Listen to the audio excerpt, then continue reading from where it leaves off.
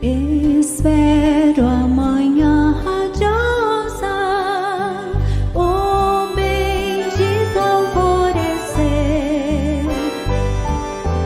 quando as mágoas e tristezas dessa vida eu esquecer. Espero já muito cansado nos embates do viver, mas quando isto for passado, galardão hei de receber. Eu espero muito ansioso meu Jesus aqui voltar. Eu aguardo as boas-vindas de Jesus na praia de outro mar.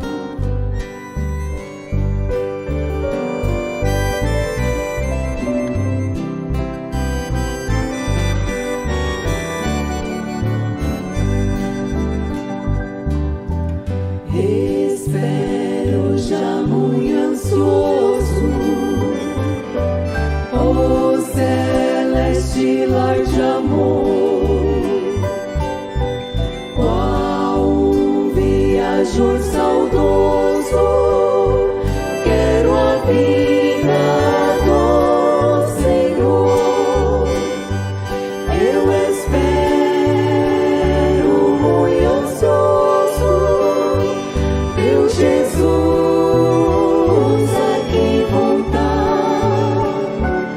Eu aguardo as boas-vindas de Jesus na praia de outro mar.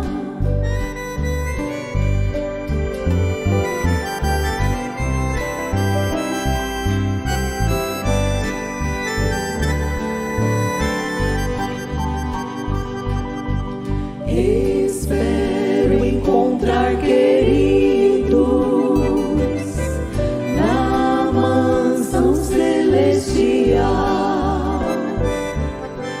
receber do Mestre amado um abraço fraternal. Eu espero muito ansioso meu Jesus aqui voltar. Eu aguardo as boas-vindas de Jesus na praia de outro mar. Eu aguardo as boas-vindas de Jesus na praia de outro mar.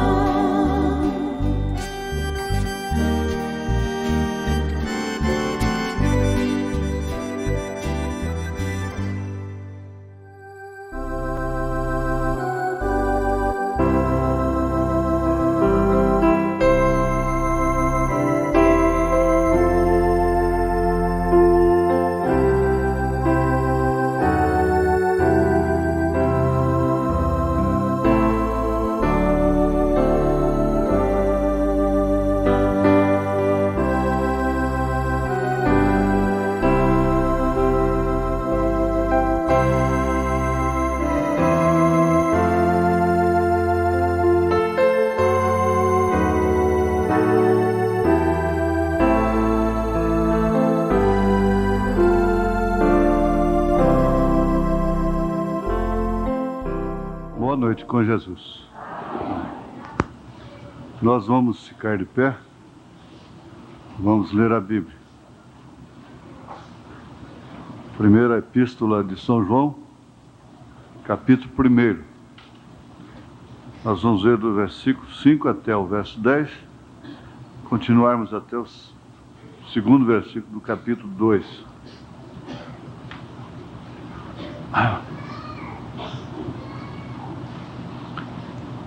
E esta é a mensagem que dele ouvimos e vos anunciamos: que Deus é luz e não há nele trevas nenhumas. Se dissermos que temos comunhão com ele e andarmos em trevas, mentimos e não praticamos a verdade. Mas se andarmos na luz como ele na luz está, temos comunhão uns com os outros, e o sangue de Jesus Cristo, seu Filho, nos purifica de todo o pecado. Se dissermos que não temos pecado, enganamo-nos a nós mesmos e não há verdade em nós. Se confessarmos os nossos pecados, ele é fiel e justo para nos perdoar os pecados e nos purificar de toda a injustiça. Se dissermos que não pecamos, fazemo-lo mentiroso e a sua palavra não está em nós. Meus filhos, ou meus filhinhos, estas coisas vos escrevo para que não pequeis. E se alguém pecar, temos um advogado para com o Pai, Jesus Cristo justo. E ele é a propiciação pelos nossos pecados, e não somente pelos nossos, mas também pelos de todo o mundo. Te damos graças, ó Pai, por podermos inclinar nossas cabeças mais uma vez aqui neste lugar. Sabemos que podemos ouvir a Tua palavra como ela é e ancorarmos nela, porque em nós mesmos nós não temos nada que possamos segurar.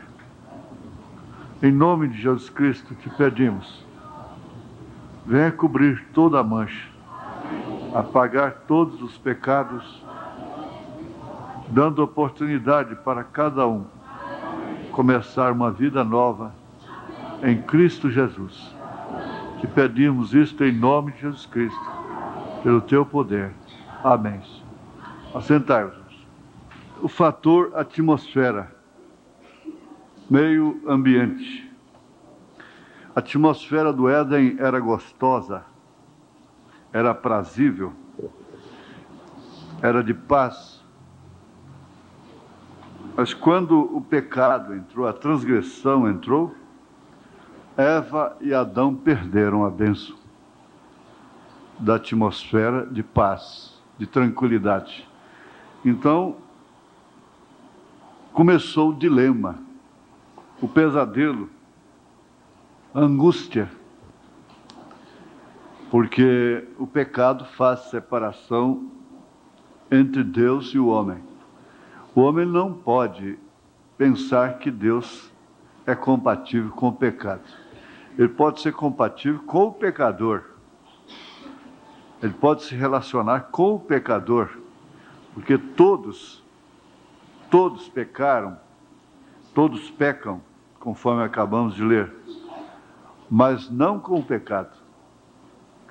É muito simples nós entendermos isso. Quando nós pregamos contra o fumo, nós não estamos atacando o fumante. Nós estamos, pelo contrário, defendendo o homem, o fumante, a vítima do fumo. Estamos contra o fumo. É isso que Deus faz em relação ao pecado. Ele não está atacando a pessoa, o pecador. Pelo contrário, ele está salvando o pecador do pecado. Agora, nós vimos que lá no Éden, a atmosfera era como esta, de paz, de confiança, de tranquilidade. Não tinha por que ter medo, não tinha que esconder nada, não tinha que se esconder, fugir de Deus, porque na verdade o homem se tornou um fugitivo. Todas essas religiões que existem são moitas de esconderijo, para o homem se esconder, fugindo de Deus. Ah não, eu encontrei a Deus. Pelo contrário, está fugindo de Deus. Isto quer dizer, cauterizando a sua consciência. A Bíblia é muito clara, muito explícita a respeito da posição de Deus com o pecado. Então, concluímos que Deus não é compatível com o pecado. Pecado significa errar o alvo em relação a Deus, em relação à verdade. Portanto, o pecado é uma mentira, é um engano, é uma farsa, porque erra o alvo. Não é certo, não é correto. É tudo que é inverdade. E só uma coisa pode solucionar o problema do pecado, que é o arrependimento. O sentido etimológico dessa palavra quer dizer dar meia volta. Meia volta. Então, quem já marchou sabe disso. Meia volta te coloca em posição oposta àquela que você marchava. Se você estava marchando para o sul e ouviu a ordem de meia volta, você deu as costas para o sul e passa a marchar para a direção oposta, que é o norte. Você deu as costas para aquela direção para onde você estava indo. Então, o arrependimento faz isto, é dar meia volta. E você então começa a andar em sentido contrário àquilo que você estava fazendo. Isto quer dizer, começa a fazer ao contrário. O profeta disse: se você tem um mau pensamento, então você faça ao contrário dele. Se ele é mau, basta você fazer o contrário daquilo. Porque o contrário daquilo é o bem. O contrário do bem é o mal, o contrário do mal é bem. Ele disse, então, se lhe vem um mau pensamento, você faça o contrário. Se mandou matar, você ame. Procure dar vida. Se mandou roubar, guarneça. Faça o contrário. E assim por diante. Agora, o pecado causa peso no coração. Nós estudamos aqui sexta-feira passada. Eu vim com vontade de dar uma palestra e Deus abençoou o meu coração e eu creio todos os corações daqueles que vieram. E observamos bem aqui no livro, primeiro livro de Reis, capítulo 11, versículo 4. Porque sucedeu que no tempo da velhice de Salomão, suas mulheres lhe perverteram seu coração para seguir outros deuses. E o seu coração não era perfeito para com o Senhor, seu Deus, como o coração de Davi, seu pai. Então você deve observar, nós observamos o seguinte, que essas mulheres não eram prostitutas, não eram meretrizes, não eram mulheres com as quais Salomão estava cometendo adultério, prostituição. Eram mulheres dele. Ele tinha 1000 mulheres. Nenhuma delas podia ter outro homem a não ser ele. Ela morreria. Bem como Davi teve 500 mulheres. Nenhuma podia ter marido, outro homem vivo. Por isso que Urias teve que morrer. O marido de Abigail morreu. Agora, elas não eram prostitutas, mas perverteram o coração de Salomão. E justamente criando a atmosfera, o que acabamos de ouvir. Então são mulheres, às vezes honestas, e até crentes que pervertem o coração do marido. Levam a arcarem, a aceitarem, a se dobrarem diante de coisas que são piores do que aqueles deuses. Esses deuses aqui representam tanta coisa no dia de hoje. E ele insiste, às vezes, o seu coração dói. E tem aquele mau tempo, aquela atmosfera pesada. Quer dizer, eu quero, e dá ataque histérico, e aquela coisa toda. E por fim, ele não quer desfacelar o lar, para sustentar a família, a honra, o nome, não quer deixar os filhos, não quer ver seus filhos sem mãe, o lar desfacelado, então vai se dobrando, e por fim, o seu coração está pervertido. Pervertido pela própria esposa. Pervertido pelos próprios filhos que obrigam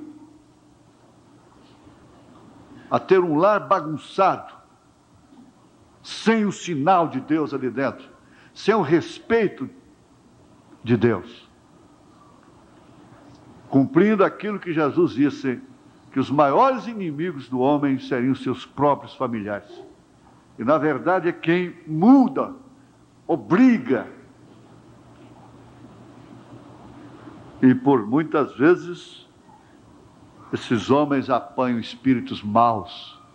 E depois elas se tornam as pobres vítimas, as coitadinhas. E eles são os perversos, eles são maus, aos olhos dos que estão de fora. Mas culpadas foram elas. Elas foi quem perverteram a atmosfera do lar, perverteram o seu próprio casamento, cumprindo assim o que o próprio Salomão disse, que a tola destrói a casa com suas próprias mãos, a sábia, porém, a constrói.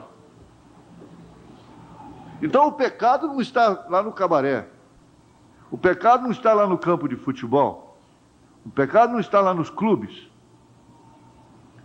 o pecado está dentro de casa. Está dentro de casa, nos corações de pessoas honestas. Quantos homens pervertem o coração de suas mulheres?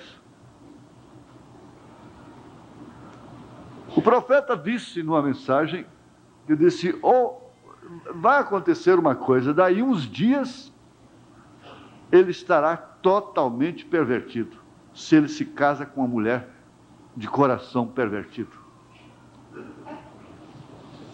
Então, a conclusão que nós temos chegado é que, de fato, nós vivemos numa dimensão sujeita ao pecado, em todos os aspectos. E ele é astuto.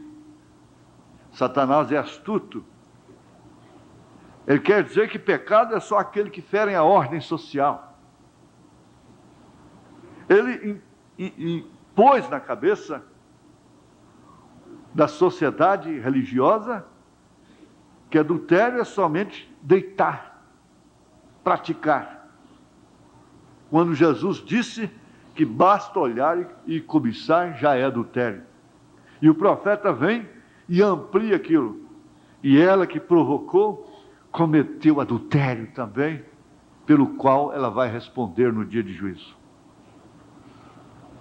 Então, se dissermos que não temos pecado, somos mentirosos. E às vezes nós queremos até dizer, olha, desculpe pelo papelzinho que eu joguei fora. Igual aquele menino, pode jogar o papelzinho fora? E pedimos perdão por coisas simples. E com isso nós fazemos até média. Mas não é assim. Ninguém mais deve ter a consciência do pecado, senão a noiva do Senhor Jesus Cristo. Por quê? Ela tem a revelação completa. Ela conhece a trilha da serpente. Ela tem a revelação da semente da serpente. Agora, como nós vamos encontrar o profeta exercendo o sacerdócio e tudo, ele disse, eu tenho uma moça que está tocando piano com a música, com a blusazinha transparente, uma saia curta, o cabelo cortado, e logo ali fora, uma irmã ou um irmão me abordou e... irmã. E dizendo, como o senhor pode tolerar uma coisa daquela? Eu disse, ali estava uma natureza que é uma serra circular. Veja só, ela estava condenando uma coisa que o profeta estava suportando. Veja só, se você for julgar o profeta, você cai. Logo depois, uma faz um permanente, ele não deixa cantar.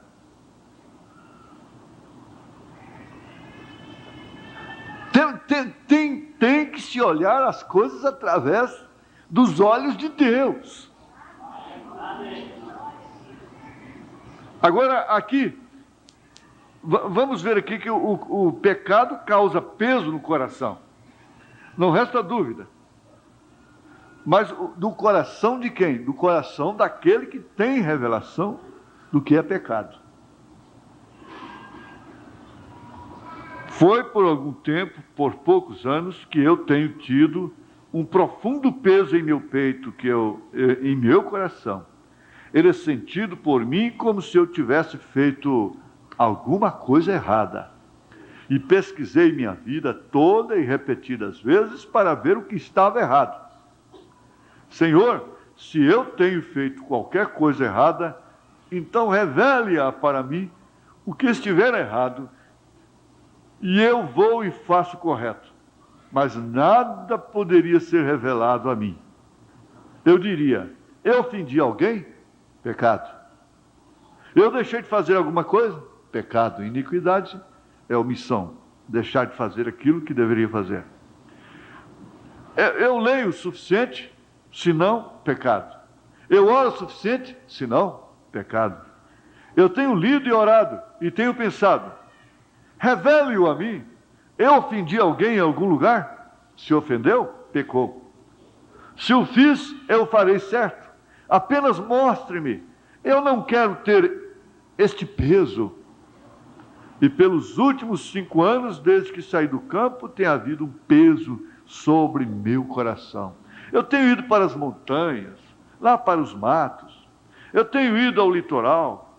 Eu tenho ido a todo lado e orado, e orado, e orado. E isso simplesmente não cessa. E eu tenho pensado em tudo.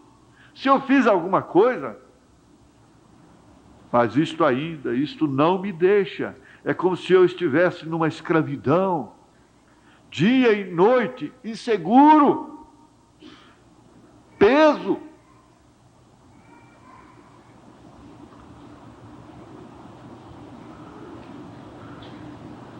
E é muito estranho que isto estivesse à tona exatamente na hora em que esta mensagem surge. Vejam, desta manhã, estava Deus impedindo por isto? Eu não sei. Estas coisas são todas em minha mente. Agora, essa pessoa, esse é o tipo de pessoa que é sensível para com as coisas de Deus. É o tipo de pessoa que, se ela ofendeu alguém, se ela tocou no nome de alguém, ela perde a paz depois. Tudo é relativo.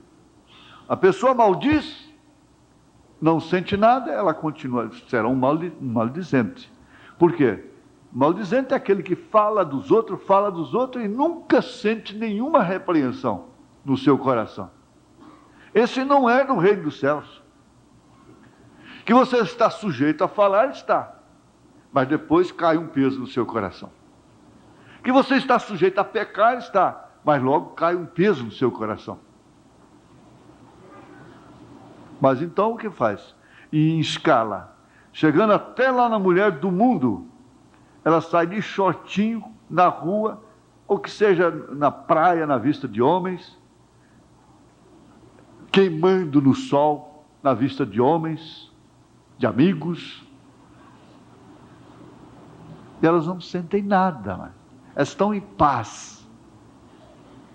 Elas cortam os seus cabelos e ficam em paz. Elas dormem, roncam, elas sorriem. Elas estão em paz.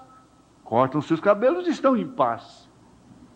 Pintam suas unhas, seus rostos, e estão em paz. Nada está lhe acusando. Mas a diferença está nisto. que apenas em ofender alguém, o cristão está sujeito a fazer isso. Mas o seu coração pesa. A repreensão vem. Isso é que determina, é que faz a diferença. Nós estamos numa dimensão que nós temos que concordar com isso por revelação divina. Não temos o espírito do mundo. Nós não temos o espírito do mundo. Você tem que entender que você não tem o espírito do mundo. Essas moças não têm o espírito mundano. Não. Esses rapazes não têm o espírito do diabo, do mundo. Agora, temos o mal da dimensão humana em nossa carne. O veneno está aí. A carne é a mesma. A inclinação é a mesma. Simplesmente, esse cristão teve o seu espírito em contato com o sacrifício expiatório de Cristo e ele prova da libertação. O espírito prova da libertação e fica salvo. O espírito está gozando do céu, está gozando da salvação. E uma vez salvo o espírito, então ele provoca essa guerra. Nosso espírito veio dos céus. E ele chora. Ele clama para voltar para lá. Ele sabe que aqui não pode ter descanso para ele. Ele sofre dia e noite. Ele combate dia e noite. Ele enfrenta dia e noite. Até nos sonhos.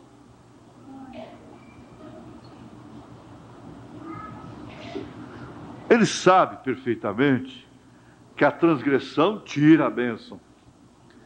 A transgressão tirou a paz, tirou a bênção de Adão e Eva.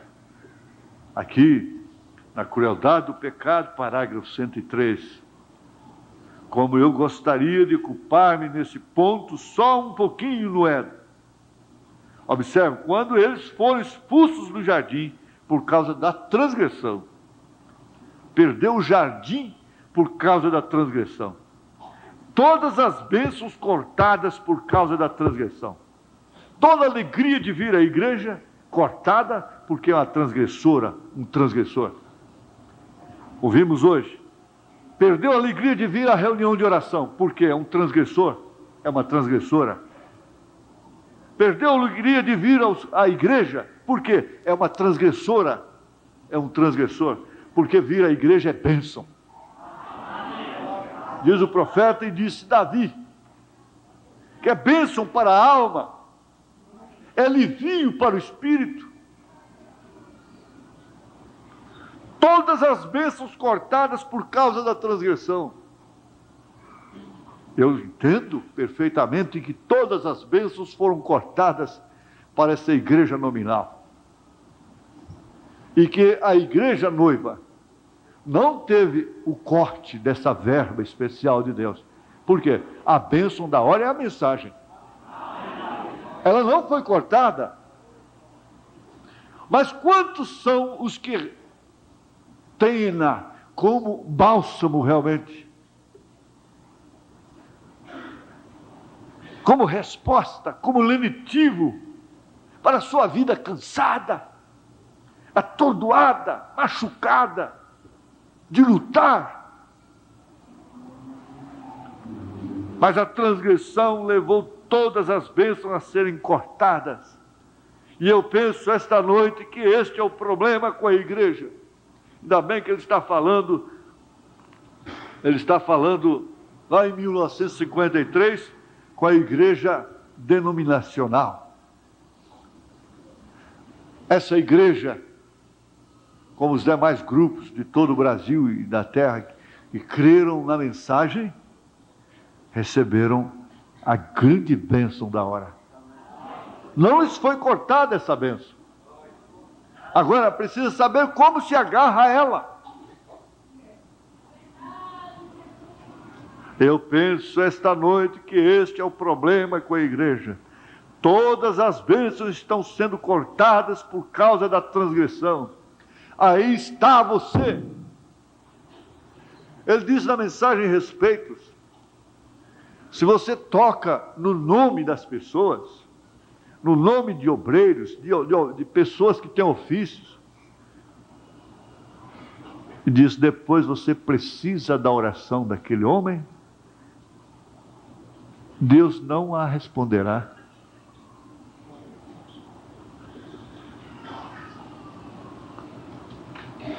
Fica cortada aquela bênção de ter a alegria da salvação. Davi, por causa de sua transgressão, perdeu aquela bênção de ter a alegria da salvação. Uma irmã fez essa pergunta para o irmão Branham. Eu disse, não, irmã, você não perdeu a salvação. Você perdeu a alegria da salvação. Você não perdeu a salvação.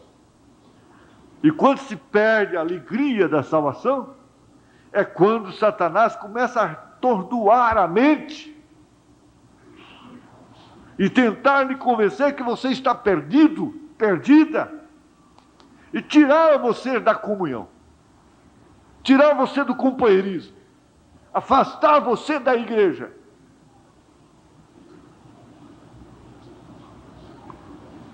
Eles foram expulsos do jardim do Éden. E por isso partiram para aquilo. Adquiriram um filho, ou ela adquiriu um filho, que seria realmente a sua maior dor, porque esse filho viria matar o seu irmão. Ela amava tanto Abel quanto a Caim. Ela disse que recebeu do Senhor a Caim, mas era uma maldição que ela tinha recebido. Aquilo não era uma bênção, aquele filho não era uma bênção, aquele filho era uma maldição. Quantos filhos na Bíblia são uma maldição? Foram uma maldição. E quantos filhos têm sido gerados nesta vida, nesse século, nesta hora, que são verdadeiras maldições. Mas por culpa de quem? Veja lá no Éden de quem foi a culpa, e nós teremos a resposta. Ele disse, olha lá, como foi lá no princípio, e você terá a resposta para o que está acontecendo agora. Por quê? Casam-se sem a mínima orientação divina, sem o mínimo respeito para com as coisas divinas, e procuram a viver, desde antes do casamento, já uma atmosfera própria para adquirirem filhos de sementes erradas. É necessário que tenham uma boa atmosfera.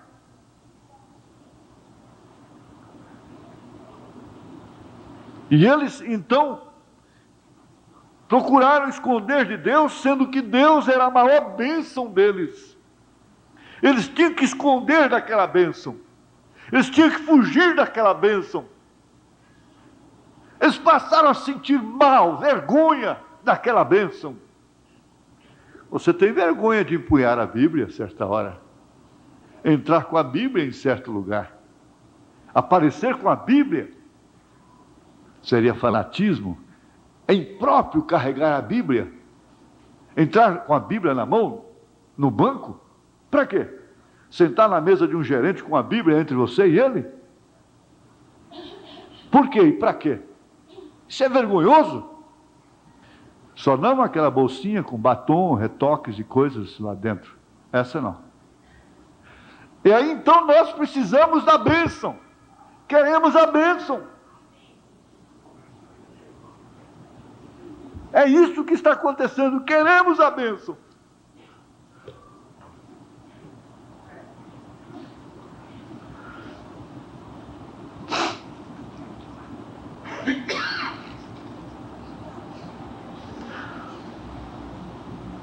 Eu vi aqui Davi fazendo uma oração no Salmo 139, verso 22. Ele disse: aborreço-os com ódio completo, os inimigos, essas coisas, os inimigos que são nossos sentidos hoje. Tenho-os por inimigos, mas acontece que nós não temos os nossos sentidos como inimigos. Nós os temos como amigos. E nós ofendemos, nós cobramos, nós fazemos tudo que os sentidos pedem. Nós não resistimos os sentidos, especialmente na alimentação. E a maior parte do povo está morrendo pela boca. Por quê? São amigos dos sentidos. Sendo amigos dos sentidos, se tornam amigos dos deleites, aquilo que se deleita, que saboreia. Então ele disse: sonda-me, ó Deus, e conhece o meu coração, prova-me e conhece os meus pensamentos, e vê se há em mim algum caminho mau, e guia-me pelo caminho eterno. Essa oração parece que moveu os céus. Essa oração parece que ela estrangulou o coração de Deus. Derreteu o coração de Deus. Porque Davi foi considerado um homem segundo o coração de Deus. E você conhece por onde ele passou. Você conhece o que ele fez. Ele transgrediu também. Ele transgrediu com Betseba. Ele transgrediu a contar o povo, em contar o povo. Ele transgrediu em trazer a arca, que significava a presença do Senhor para Israel. Tudo isso lhe custou dores incomparáveis, dores insuportáveis. Eu não posso me enganar que a minha transgressão fique sem dor, sem pena. Você não pode se enganar que sua transgressão ficará sem dor, sem pena aqui. Porque caso contrário, você irá recebê-la lá. E ninguém quer isto. Ninguém. E quando o profeta Natan chegou e disse para ele: olha, 3 coisas você vai escolher. Ele escolheu cair nas mãos de Deus. Disse: então eu prefiro cair nas mãos de Deus. Eu prefiro ser julgado pela palavra. Eu prefiro ser julgado pela mensagem. Eu prefiro ser julgado vamos dizer, pela igreja, que teme a mensagem, que teme a Deus, do que cair nas mãos do diabo lá fora. Ele preferiu cair nas mãos de Deus do que cair nas mãos dos inimigos pagãos. Ele preferiu sofrer com o povo de Deus. Ele preferiu a pena da graça.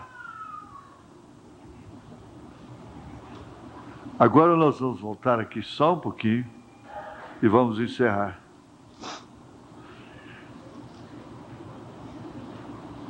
E esta é a mensagem que dele ouvimos e vos anunciamos, que Deus é luz e não há nele trevas nenhumas. Se dissermos que temos comunhão com ele e andarmos em trevas, mentimos e não praticamos a verdade. Mas se andarmos na luz, como ele na luz está, temos comunhão uns com os outros, e o sangue de Jesus Cristo, seu Filho, nos purifica de todo pecado. Este momento agora, o pão e o vinho, oferece um momento de comunhão uns com os outros, tomando o mesmo cálice, comendo do mesmo pão. E, ao mesmo tempo, você está testificando de que anda na luz. Você está testificando que não anda nas trevas. Para começar, você está na mensagem. Quando você observa o batismo, você está na luz apostólica. Porque você foi batizado em nome do Senhor Jesus Cristo. Quando você olha a unidade de Deus, você está na luz. Porque você não enxerga, não vê três pessoas distintas. Você vê um Deus trino, mas em ofícios. Vê o Pai no Filho. Você vê um Deus que é Pai sobre nós, que é Filho conosco, que é Espírito Santo em nós. Isso é luz. Isso significa andar na luz. Eu perguntaria ao visitante, como que você diz que anda na luz, repartindo Deus em três partes? Deus Pai, Deus Filho, Deus Espírito Santo. É um Deus só. Jesus Cristo é o Filho de Deus? Sim. É assim. Mas Ele é Emmanuel. Ele é Deus conosco. Ele é o primeiro, Ele é o último. Ele é Filho maravilhoso. Ele é Pai da eternidade. E Ele disse, manifestei o teu nome aos homens. Por isso os apóstolos batizaram em nome do Senhor Jesus Cristo. Isto quer dizer andar na luz. Mas caso contrário, está andando nas trevas de Roma. Foi Roma quem criou a Trindade, Santíssima Trindade. Não foi a Igreja Apostólica. Não foram os apóstolos. Essa doutrina foi criada 325 anos depois de Jesus Cristo. Lá em Roma, lá em Niceia, no concílio de Niceia, 325 anos depois de Cristo. Até então não existia isso, esse termo, Trindade. Porque eles estavam andando em trevas. Eles não estavam andando na luz. E por isso não podiam obter também a libertação dos seus pecados pelo sangue, mas sim através das indulgências que compravam do Vaticano, lá do Papa. Eles não podiam ter a luz que o ladrão crucificado ao lado de Jesus Cristo teve, quando disse, lembra-te de mim, quando entrares no teu reino. E Jesus respondendo para ele, hoje mesmo estarás comigo no meu paraíso. Eles estavam em trevas, e estão até hoje. E as denominações não querem sair dessas trevas. Da doutrina da mãe, da grande prostituta de Apocalipse, capítulo 10. Digo, capítulo 17. Querem continuar andando nas trevas. Essa luz vem vindo aos poucos. Você diz, por que Lutero não pregou isso então? Porque era um broto. Era o começo. Essa luz foi sepultada, foi enterrada, foi abafada. Mas logo ela começou a brilhar com Lutero. Ele não podia ter tudo. Logo ela veio com John Wesley. Ele também não podia ter tudo. Logo vieram os dons espirituais. Os pentecostais não podiam ter tudo. Mas agora não. Não fique nessa doutrina. Sai dela, povo meu. Porque ela é treva.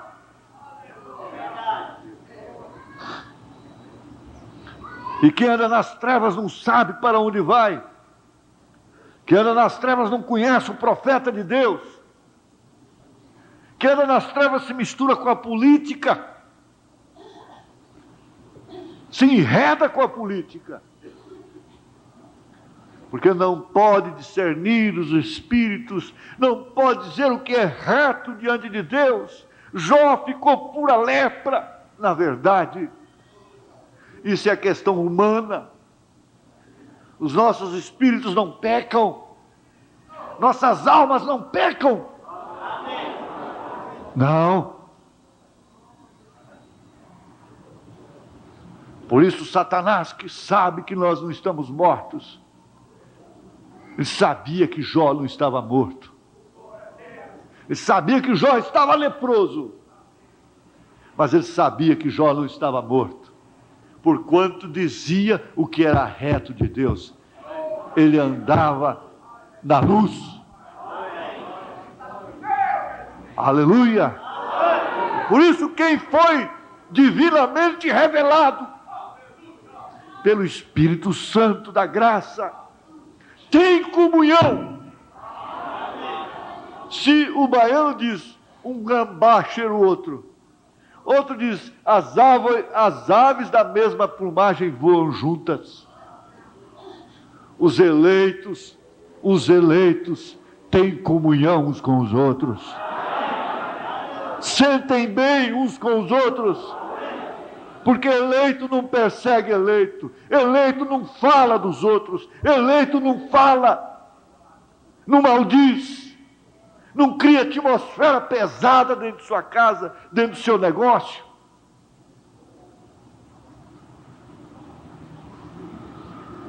Porque ele está andando na luz. Eleito é membro de um corpo em harmonia. Não está na transgressão do século. Nós não estamos na unidade do futebol, não estamos na unidade da Fórmula 1, nós não estamos na unidade de voleibol, de basquetebol, não estamos em unidade nenhuma destas, de nenhum clube e de nenhuma denominação. Nós estamos na unidade de se ver o Pai no Filho. É membro, e membro é corpo, é organismo, e um depende do outro, e um sente bem com o outro. É bom estar com os irmãos, é bom comer juntos, é bom sair juntos, é bom orar juntos, é bom ler essa Bíblia juntos, é bom chorar juntos.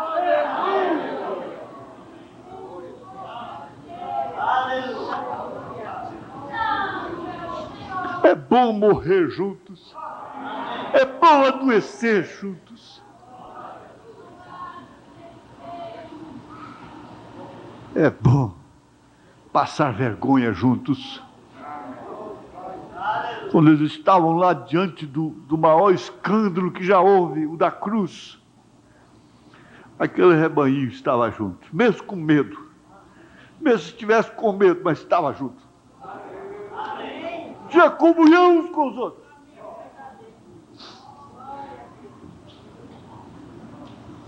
Comunhão.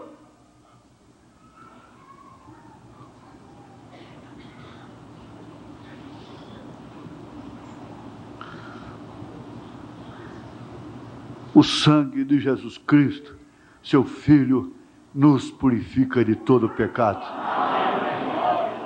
O sangue de Jesus Cristo tira o pecado do mundo, mas é o pecado original.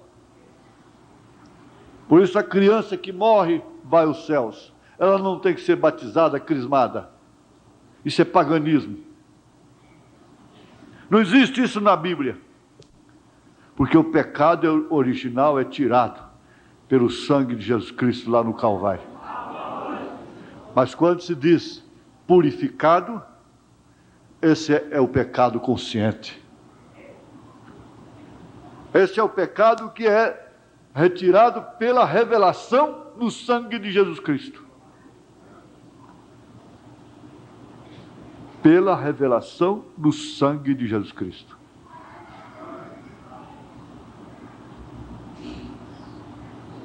Você diz, pois bem, Todos somos pecadores. Todos somos pecadores como agentes livres que somos, humanos, indivíduos, pessoas. Só de pensarmos que não pecamos, já estamos pecando. Não resta dúvida.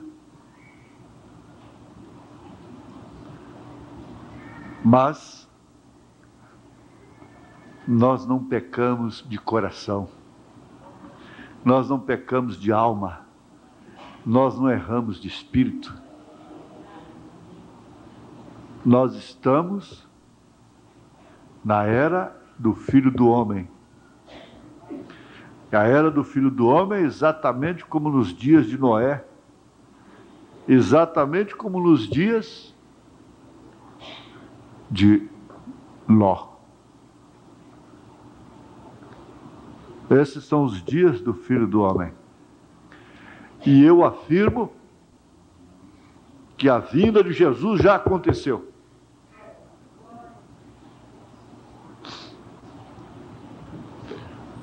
A vinda de Jesus Cristo já aconteceu. O rapto já se deu. Você pode ficar quietinho, caladinho, pensativo, pensativa. O rapto já se deu.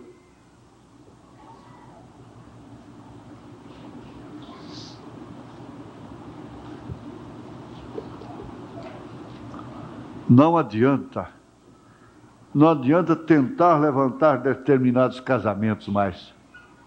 Eles nunca mais serão levantados. Porque dois estavam na cama e um foi tirado e o outro foi deixado lá. Fez a sua escolha.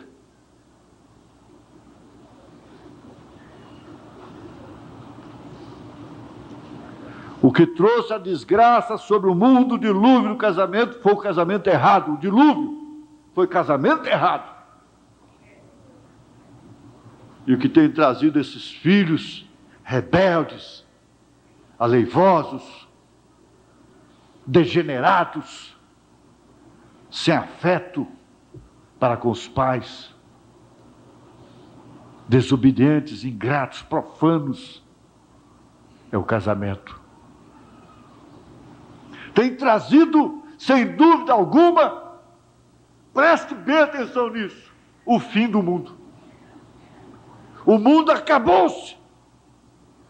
Os princípios se acabaram. Diz, pastor, mas como nós estamos aqui ainda, o rapto já se deu? O rapto já se deu do Espírito. Por isso que eu disse, irmão, você não pode estar no espírito da mensagem e estar no espírito da Copa, torcendo para o Brasil ser campeão. Veja o resultado depois. Veja a chegada deles aí. E vai lá para o meio deles então, comemorar. Não pode. O seu espírito foi arrebatado.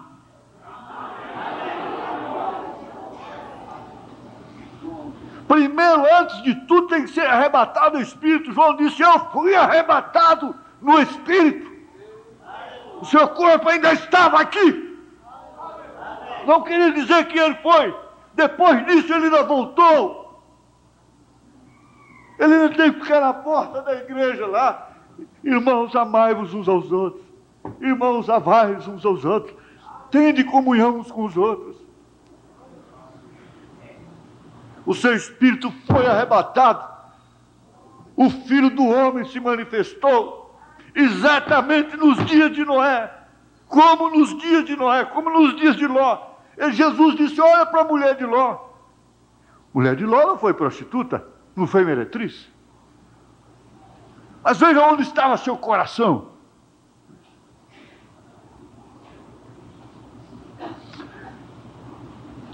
Não vamos aceitar o boom de Satanás. Fanfarrão. Moleque safado. Não vamos aceitá-lo mais. Você não tem que aceitar a acusação de espíritos religiosos. Nós não temos que viver para satisfazer a ordem social.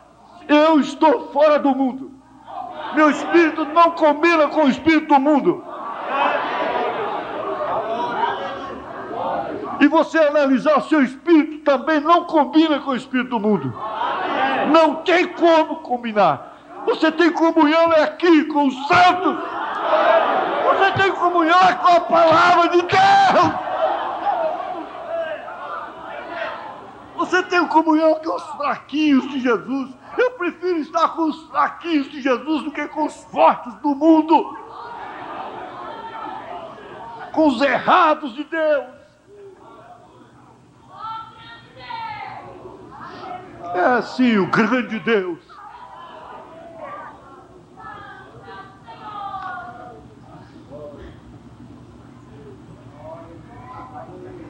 Ele sabe disso. Ele sabe que eu sou de Deus. Ele sabe que você é de Deus. Ele sabe muito bem. Então fica jogando barro, jogando sombras. Nós não temos satisfação a dar para o mundo. Não temos satisfação a dar para Satanás.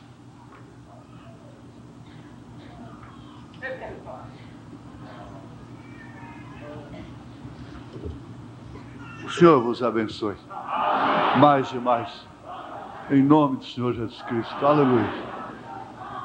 Tende fé em Deus. Creia naquilo que você é. O seu espírito ama a Deus. O seu espírito creu no Filho do Homem. Amém? O que falta é apenas a aparição do Senhor. Mas a vinda, desde que o profeta começou a pregar, já se deu. Isso é a vinda do Senhor. Alguém disse, tem que ser 7 anos. A noiva tem que ficar lá 3 anos e meio a mais, enquanto Jesus trata com os judeus. Eu disse, escuta, quem é que está tratando com a noiva de Jesus Cristo, os gentios, desde que o profeta entrou em cena? Foi Jesus. E Jesus estava aqui na terra? Pessoa? Não, é o profeta. Quer dizer, ele estava tratando com a noiva através do profeta. E quer dizer que quando ele estiver Elias e Moisés tratando com os judeus, não é Deus tratando com os judeus. É mesmo. Nunca ninguém tinha me mostrado isso. Então para de falar bobagem por aí. Se isso não é a vinda do Senhor, Ele fez mais milagres, muito mais do que o próprio Jesus Cristo fez aqui na terra. Coisas que não tem livro no mundo que caibam. E o mínimo que nós podemos fazer é crer. Esticar as pontas dos pés para obedecer, não em função da ordem social, porque isso já acabou. O Senhor vos abençoe.